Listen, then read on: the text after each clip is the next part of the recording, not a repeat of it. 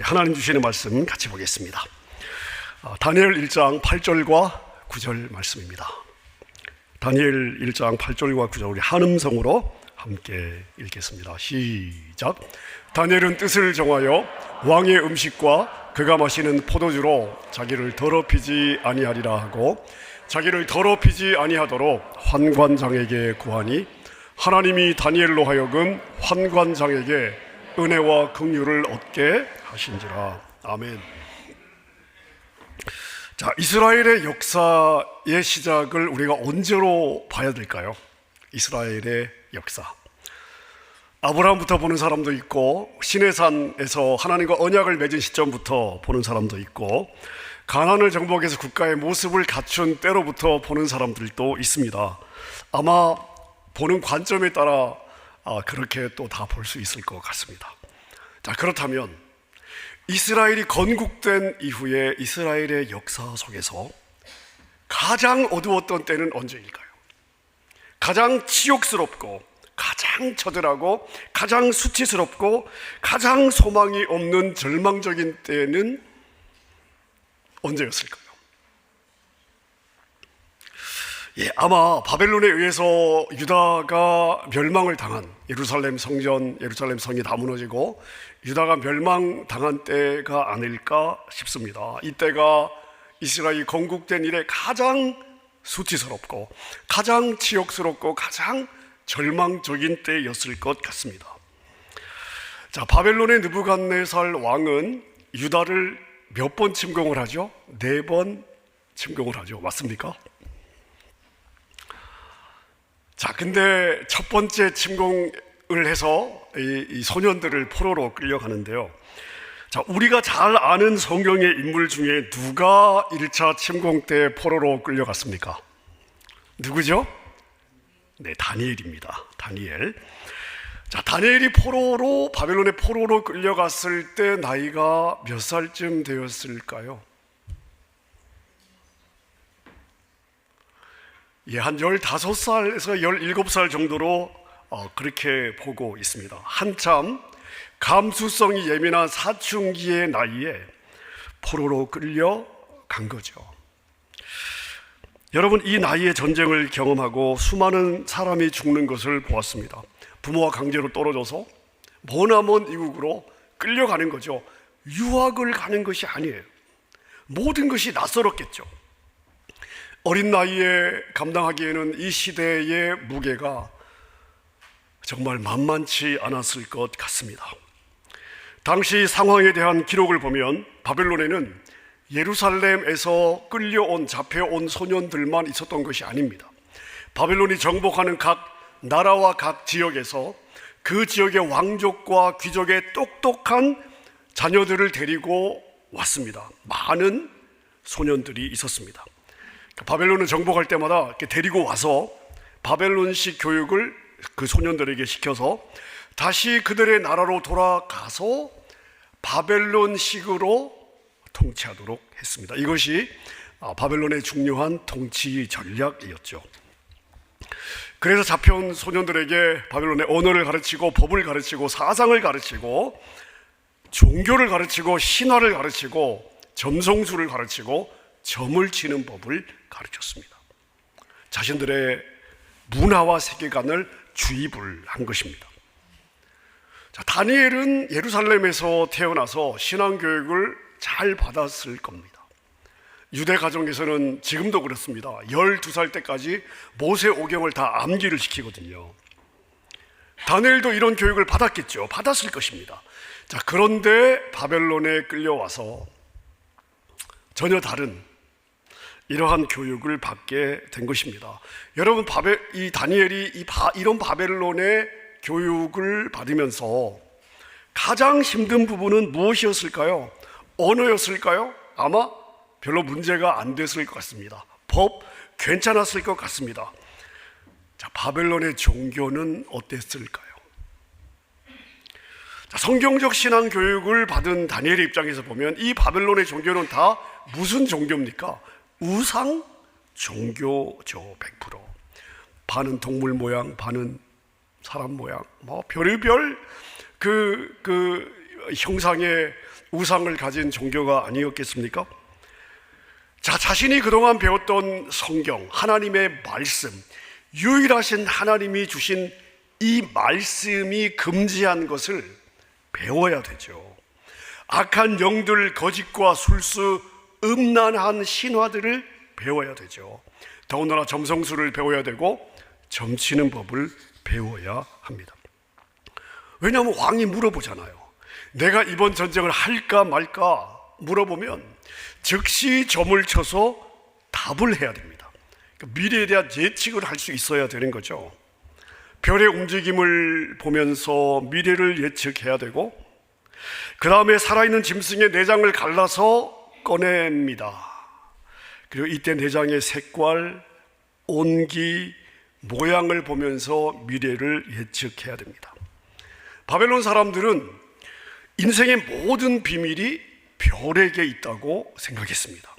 또한 짐승의 내장에 미래에 대한 비밀이 담겨 있다고 믿었습니다. 다니엘은 그것을 믿었을까요? 그럴 리가 없습니다. 당연히 믿지 않았습니다. 이거는 거짓입니다. 이거는 아니죠. 하지만 배웠어야 했습니다. 내가 이것을 왜 배워야 하나? 여러분, 갈등이 없었겠습니까? 얼마나 많은 번민이 있었겠습니까? 자, 그렇다고 혼자 발버둥 칠 수 있는 일도 아니죠. 거부할 수 없습니다. 배워야 됩니다. 사춘기의 소년이 감당하기에는 너무나 쉽지 않은 그러한 시간들이었을 것입니다. 자, 이런 과정 속에서 다니엘이 개인적으로도 아주 치욕적인 일을 당하게 되는데요. 다니엘의 이름이 강제로 바뀐 것입니다. 자, 히브리어 이름에 엘, 야, 요, 이 단어는 하나님을 의미하는 축약된 그러한 단어입니다. 엘, 다니엘, 야, 이사야, 예레미야, 요. 누가 생각이 나십니까? 모세의 어머니 요게벳. 자, 다니엘은 어떤 의미이죠? 하나님은 나의 심판자. 자, 그러니까 하나님만이 이 세상의 진정한 심판자입니다. 자, 이게 다니엘의 의미입니다. 자, 그래서 누가 다니엘의 이름을 불러주면 누가 높임을 받습니까? 하나님이 높임을 받습니다. 자, 그런데 이 다니엘 이름이 어떻게 바뀌느냐? 벨드사살로 바뀌게 되죠. 벨드사살의 의미는 무엇일까요? 벨이시여, 이 생명을 보호하소서, 이러한 의미를 가지고 있습니다. 벨이 누구입니까? 자, 이 벨은 바벨론 사람들이 믿었던 신 중에 하나였는데요. 당시 바벨론의 최고의 신은 마르둑이었습니다. 근데 이 벨은 마르둑의 부인으로 간주되던 신이었습니다. 바벨론 사람들은 이 벨이 생명의 주관자라고 믿었습니다. 생명은 벨이 주는 거야. 그래서 벨이 생명을 가져가면 그게 죽는 거야. 하지만 벨이 보호하면 이 사람은 살 수 있어. 바벨론 사람들은 이 모든 믿음을, 생명에 대한 믿음을 벨에게 주었습니다. 그 이름의 뜻이 벨드사살입니다. 자, 바벨론에서 다니엘이 살아가는 동안에 누가 다니엘을 다니엘로 불러주었을까요? 아마 초창기에 같이 끌려갔던 다니엘의 세 친구 정도가 아니었을까요? 하지만 시간이 가면서 다니엘을 다니엘로 불러주는 사람은 바벨론 어디에도 없었을 것입니다. 모두가 다 벨드사살로 불렀고요. 특별히 이 바벨론의 왕궁에서는 당연히 벨드사살로 불렸을 것입니다. 자, 자기가 잘 돼요. 그래서 다른 사람이 자기의 이름을 불러주면 불러줄수록 누가 높임을 받습니까? 벨이 높임을 받습니다. 내가 뭔가를 잘하면 잘수록 우상 벨이 찬양을 받습니다. 여러분, 얼마나 아이러니고 얼마나 기가 막힌 일입니까? 이렇게 이름이 강제로 바뀌게 됩니다. 어떤 면에서 다니엘의 삶은 참 기구한 삶이죠. 어린 시절부터 이렇게 우리가 볼 수가 있겠습니다.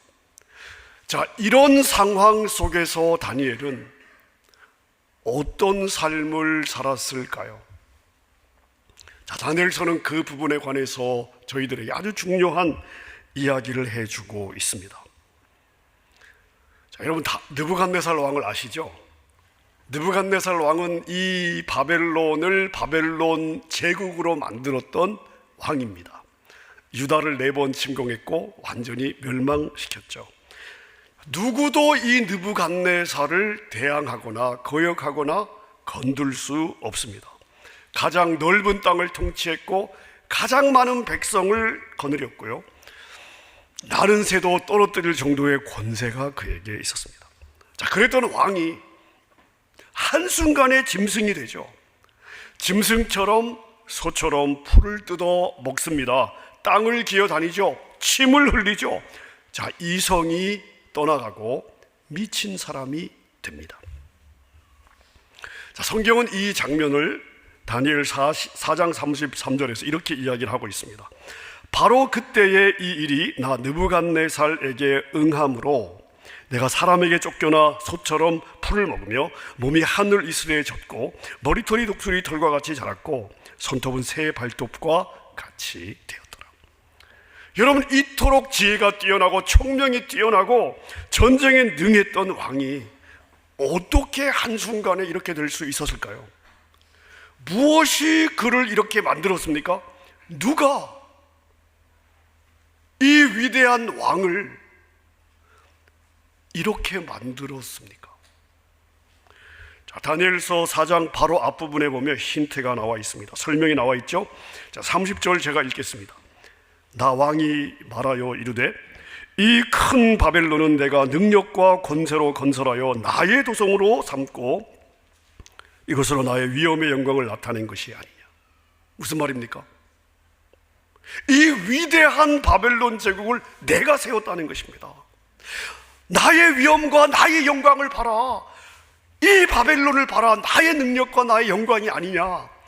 자, 이렇게 느부갓네살 왕의 입에서 이 말이 채 떠나기도 전에 31절 보십시오. 같이 읽습니다. 시작.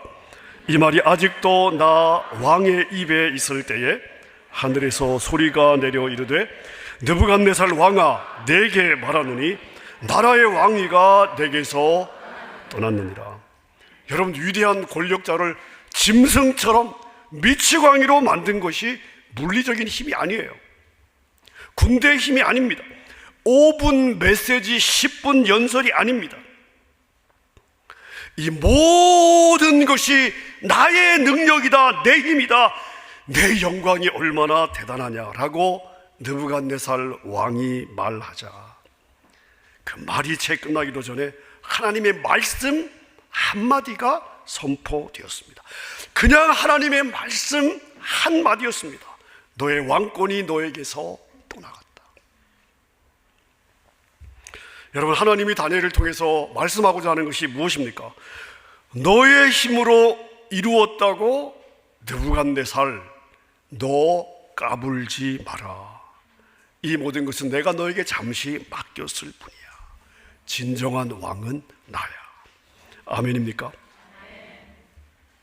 여러분, 지금도 온 땅을 다스리시는 하나님을 누가 감히 대적할 수 있습니까? 그 하나님 앞에 누가 감히 자신을 자랑할 수 있습니까? 누가 하나님의 이 명령을 거절할 수 있습니까? 하나님의 한마디 명령이 떨어지자마자 느부갓네살의 총명이 떠나가고 이성이 떠나가고 그 위대한 왕이 짐승처럼 되었습니다. 여러분, 우리가 사는 오늘 이 세대는요, 하나님을 두려워하지 않습니다. 예레미야는 이스라엘의 죄를 이렇게 지적하고 있죠. 예레미야 2장 19절입니다. 너의 하나님 여호와를 버림과 내 속에 나를 경외함이 없는 것이 악이요 고통이다. 자, 신구약 성경에서 경외라고 하는 단어는요, 야레라고 하는 단어가 쓰이고 있습니다. 그런데 오늘 이 예레미야 2장 19절은 경외라고 번역이 되었습니다마는 야레라고 하는 히브리어가 아니라 파흐다라고 하는 단어가 쓰여지고 있습니다. 자, 단어는 파흐다인데 경외로 번역을 한 거죠. 자, 그런데 성경의 다른 구절을 보면 이 파흐다 교만하라고 하는 단어는 경외보다는 대부분 두려움으로 번역이 되고 있습니다. 하나님이 교만한 느부갓네살을 향해서 너는 나를 만만하게 생각하는구나, 너는 나를 두려워하지 않는구나, 나는 네가 그렇게 대할 수 있는 존재가 아니야 라고 말씀을 하시는 거예요.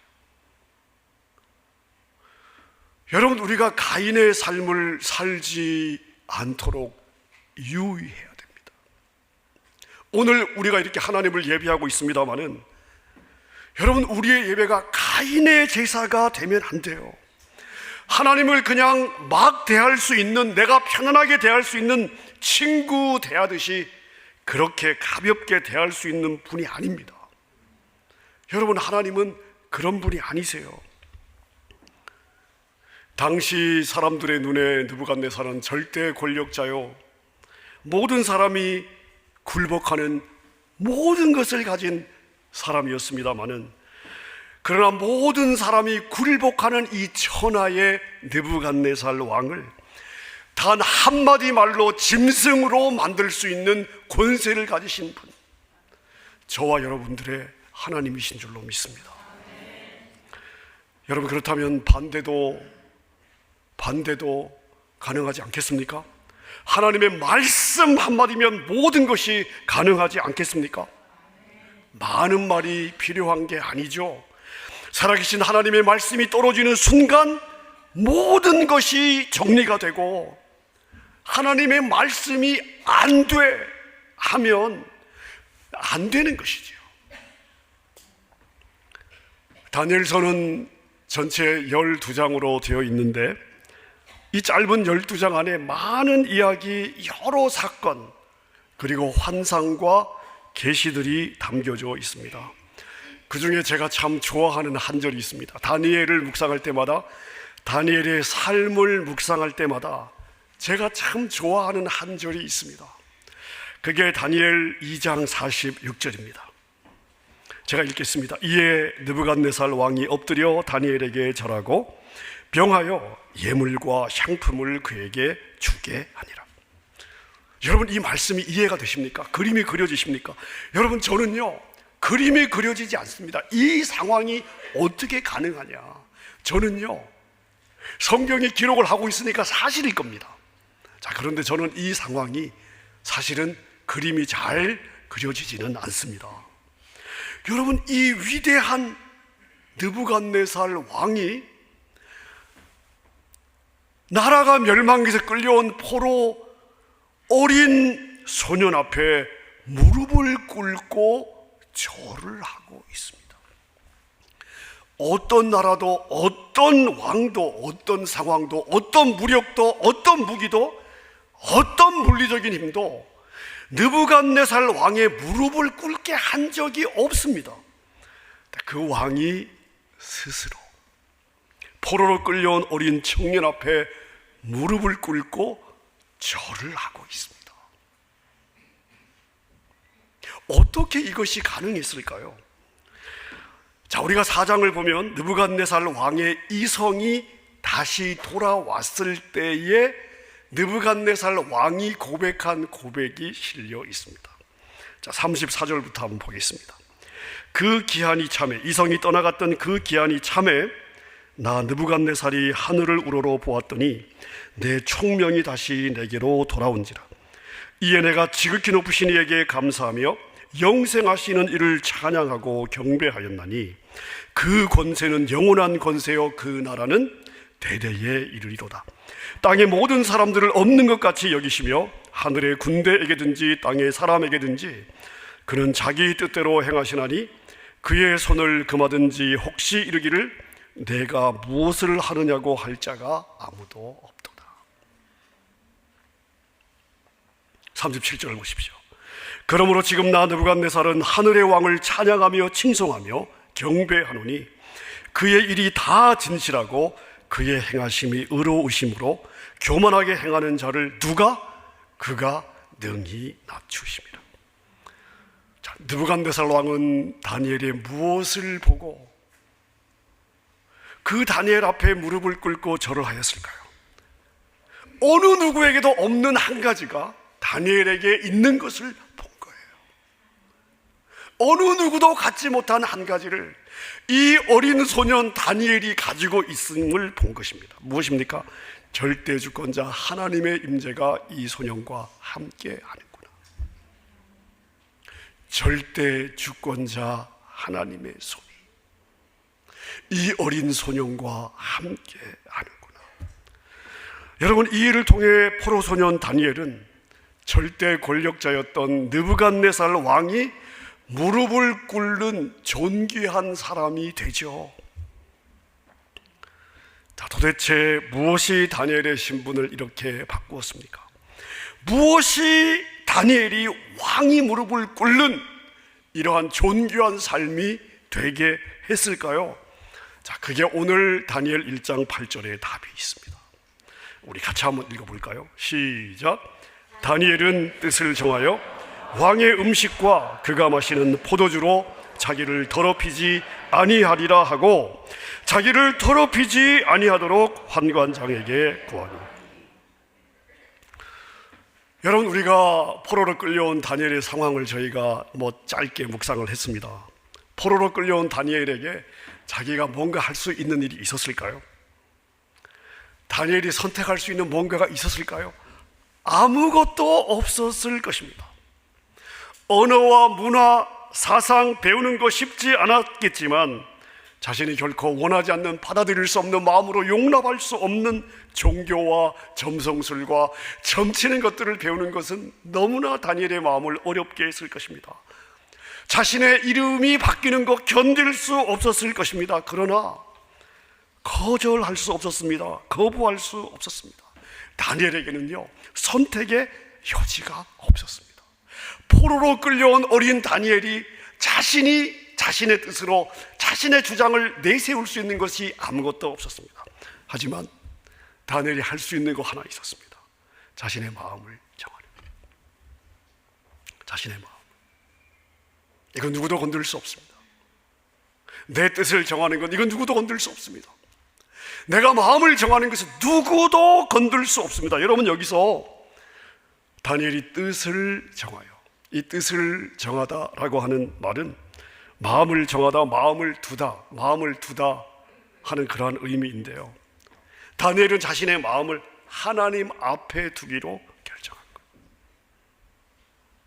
자신의 중심을 하나님 앞에 두기로 결정한 것입니다.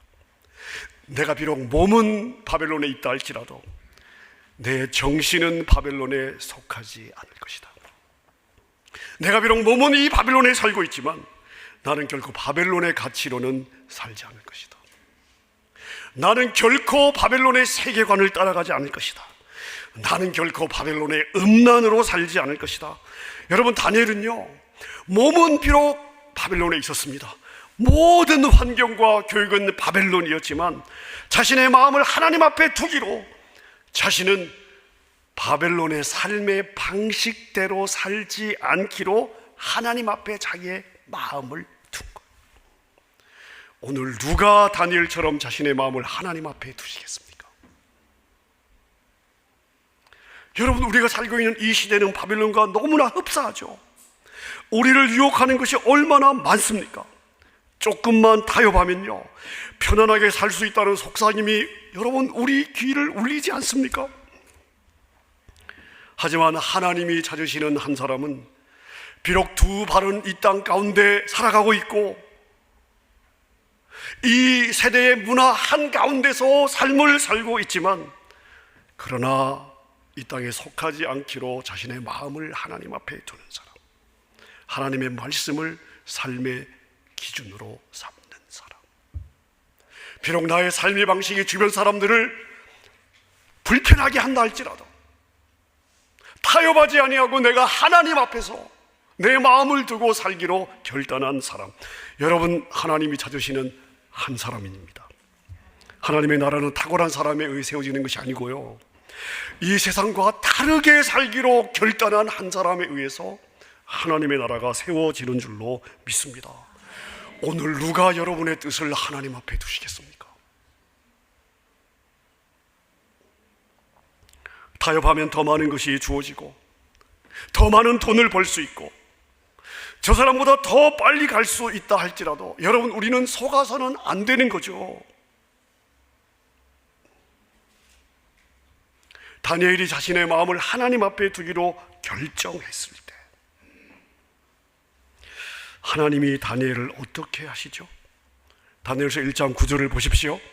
하나님이 다니엘로 하여금 환관장에게 은혜와 긍휼을 얻게 하십니다. 너에게 필요한 은혜는 교수가 주는 것이 아니다. 너에게 필요한 은혜는 너의 보스가 주는 것이 아니다. 너에게 필요한 은혜는 너의 사업 파트너가 주는 것이 아니다.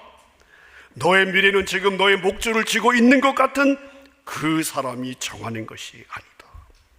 너에게 필요한 은혜와 긍휼과 생명과 능력과 너의 미래는 오직 나 하나님에게서 나오는 것이다.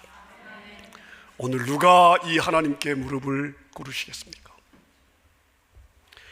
여러분, 우리가 성경을 보면 그리스도인이라는 표현은 성경에 3번 등장을 하죠. 사도행전 11장, 26장, 베드로전서 4장 이렇게 3번 등장합니다. 성경은요, 저와 여러분처럼 예수 믿는 사람들을 그리스도인보다는 제자로 훨씬 더 많이 표현하고 있습니다. 제자라고 하는 표현이 더 많아요. 자, 제자는 학생이 아니죠. 학생은 특정한 장소, 특정한 시간에 특정한 선생님으로부터 특정한 것을 배우는 사람입니다. 하지만 제자는 아니죠. 특정한 장소에만 모이지 않습니다. 특정한 과목만 배우는 거 아닙니다. 특정한 시간에만 모이는 거 아닙니다. 모든 시간에 모든 장소에서 자신의 선생님과 함께 살면서 말과 글뿐만 아니라 그 선생님의 삶을 통하여 배우는 사람, 이게 제자죠. 예수님 당시 예수님을 따랐던 많은 사람들이 있습니다. 예수님을 좋아했어요. 예수님의 가르침에 환호했습니다. 자, 그런데 무리는요, 절대 자기의 것을 포기하지 않습니다. 내려놓지 않아요. 자신에게 손해가 되면 언제든지 예수님을 버리죠. 나의 생각과 다르면 언제든지 예수님을 떠나갑니다. 아무리 예수님이 좋아도 내가 그 예수님 때문에 나의 것을 버려야 한다면, 포기해야 된다면, 손해가 된다면 떠나는 거죠. 여러분, 그 사람은 제자가 아닙니다. 무리입니다. 제자는 나의 상식과 나의 생각이 예수님과 다르다 할지라도 예수님을 붙잡습니다. 대가가 따르지 않고 설사 손해가 난다 할지라도 예수님을 선택하죠. 예수님을 따르죠. 이게 제자입니다. 여러분은 무리입니까? 제자입니까? 여러분 대답해 보십시오. 여러분 자신에게 대답해 보십시오. 평소에는 다 제자 같습니다만은 어떤 계기가 오면요, 무리냐 제자냐가 한순간에 드러납니다. 내가 왜 이것까지 해야 돼? 그렇다면 그것은 무리입니다. 그렇다면 여러분 자신을 제자라고 생각하시면 안 되죠. 예배 좋아합니다. 모임 좋아합니다. 찬양 좋아합니다. 그러나 예수님의 말씀 때문에 내 것은 절대 포기하지 않습니다. 이 사람은 무리입니다. 하지만 제자는 다르죠. 설사 내 자존심이 상한다 할지라도, 그게 너무나 나에게 어려운 일이라 할지라도 그것이 예수님의 말씀이라면 밤새도록 기도한 후에 새벽같이 가서 용서를 구하죠. 겉으로 볼 때는 똑같아 보이지만 예수님은 압니다. 그 마음의 중심을 알죠. 여러분, 제자도의 핵심이 무엇입니까? 무엇이 제자도의 핵심입니까? 예수 그리스도의 왕 되심, 예수 그리스도의 나의 삶의 주 되심이 제자도입니다. 오늘 누가 나의 왕 앞에 무릎을 꿇으시겠습니까? 늘 예수님을 나에게 무릎 꿇리려고 하고, 내가 뭐라고 하면 예수님이 내 말에 귀를 기울여야 되고, 여러분, 그게 바로 죄예요. 이게 죄의 본질입니다. 내가 왕이 되는 것입니다. 누가 오늘 내 계획과 내 편안한 미래를 내려놓고 나의 왕 앞에 무릎을 꿇으시겠습니까? 하나님, 당신이 내 왕이요 나의 주님이십니다. 당신의 말씀이 내 생각과 설사 다르다 할지라도, 내 자존심을 상하게 한다 할지라도, 내가 설사 손해를 본다 할지라도 내가 주의 말씀을 따르고 주님의 마음을 따라 살겠습니다. 이 시대가 주변이 나를 불편해한다 할지라도 주님, 나는 내 마음의 중심을 주님 앞에 두고 살겠습니다. 도저히 그럴 수 없는 상황에서도 자신의 마음을 하나님께 두기로 결단할 때에 하나님은 다니엘의 삶에 은혜와 긍휼을 주셨습니다. 다니엘의 평생 그를 존중하시고 다니엘을 세워주셨습니다. 성경이 우리에게 약속하는 거 있습니다. 성경 여러 곳에서 성경이 우리에게 약속하는 것이 있습니다. 나를 존중하는 자를 내가 존중하리라. 나의 말씀을 존중하는 자를 내가 존중하리라.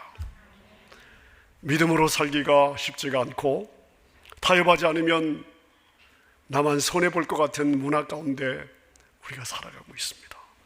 하지만 여러분, 이런 문화 속에서도 다니엘처럼 참된 제자로 하나님을 왕으로 인정하는 삶이 저와 여러분의 삶이 되었으면 좋겠습니다. 그래서 하나님의 은혜와 긍휼이 여러분의 삶을 덮고 하나님이 존중해 주시는 그러한 삶을 살아가는 여러분의 삶이 되시기를 우리 주님의 이름으로 축원합니다. 우리 함께 말씀을 생각하면서 주님 앞에 고백했으면 좋겠습니다. 찬양으로 나 무엇과도 주님을 바꾸지 않으리, 다른 어떤 은혜 구하지 않으리, 주님의 얼굴만 보기 원합니다. 여러분, 우리의 결단, 우리의 믿음의 고백을 이 찬양에 담고 찬양으로 주님 앞에 함께 나아가겠습니다. 나 무엇과도 주님을 바꾸지 않으리, 다른 어떤 은혜 구하지 않으리, 오직 주님만이 내 삶의 도움이시니 주의 얼굴 보기 원합니다. 나 무엇과도 주님을 바꾸지 않으리, 다른 어떤 은혜 구하지 않으리, 오직 주님만이 내 삶의 도움이시니 주의 얼굴 보기 원합니다. 다시 한번 고백하십시다. 나 무엇과도 주님을 바꾸지 주님 그렇습니다. 다른 어떤 은혜 구하지 않으리, 오직 주님만이 내 삶의 도움이시니 주의 얼굴 보기 원합니다. 주님 사랑해요.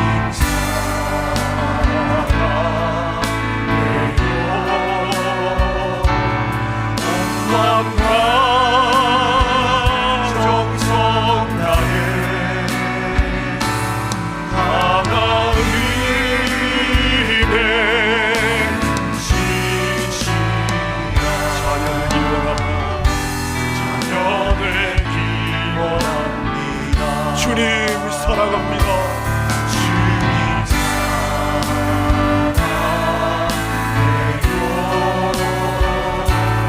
온 마음과